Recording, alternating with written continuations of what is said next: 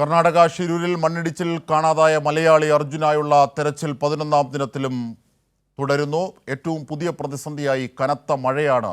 തെരച്ചിൽ അതിനെ തുടർന്ന് താൽക്കാലികമായി നിർത്തിവെച്ചു. ഗംഗാവലിപ്പുഴയുടെ അടിയൊഴുക്കും ശക്തമാണ്. അതേസമയം മന്ത്രിമാരായ മുഹമ്മദ് റിയാസും AK ശശീന്ദ്രനും മുഖ്യമന്ത്രിയുടെ നിർദ്ദേശപ്രകാരം ഷിരൂരിലേക്ക് ഉടനെത്തും.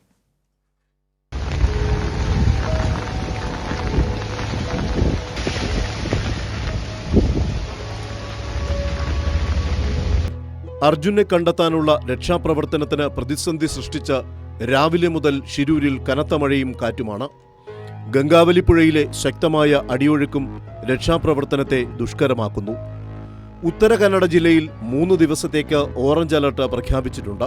കാലാവസ്ഥ അനുകൂലമായാൽ മാത്രമേ അർജുന്റെ ട്രക്ക് ഉയർത്താൻ ശ്രമിക്കൂ. ഗംഗാവലിപ്പുഴയിൽ അടിയൊഴുക്ക് ശക്തമായതിനാൽ തിരച്ചിൽ നീണ്ടേക്കുമെന്ന ആശങ്കയുമുണ്ട്.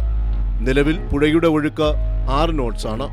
3 നോട്ട്സിന് താഴെ ഒഴുക്ക് എത്തിയെങ്കിൽ മാത്രമേ നേവിയുടെ മുങ്ങൽ വിദഗ്ധർക്ക് പുഴയിൽ ഇറങ്ങാനാകൂ.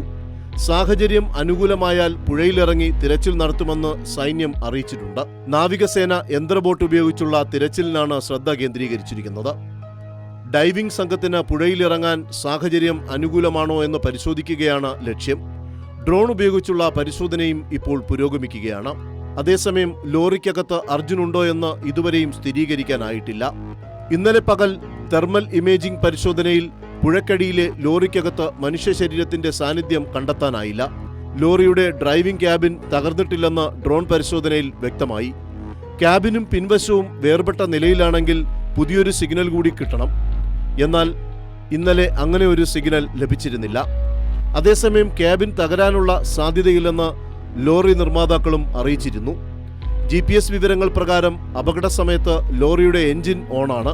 ഇതാണ് അർജുൻ ലോറിക്കകത്ത് ഉണ്ടെന്ന് കരുതാനുള്ള സാധ്യത. അതേസമയം ലോറി ഓഫാക്കാതെ പുറത്തിറങ്ങാനുള്ള സാധ്യതയുമുണ്ട്. മണ്ണിടിഞ്ഞ സ്ഥലത്തിന് താഴെ കുത്തിയൊഴുകുന്ന ഗംഗാവാലി നദിയുടെ ആഴങ്ങളിലെവിടെയോ അർജുനുണ്ട്. ആ അർജുനു വേണ്ടിയാണ്, അർജുനെ കണ്ടെത്തുന്നതിന് വേണ്ടിയാണ് ലോക മലയാളികൾ കാത്തിരിക്കുന്നത്.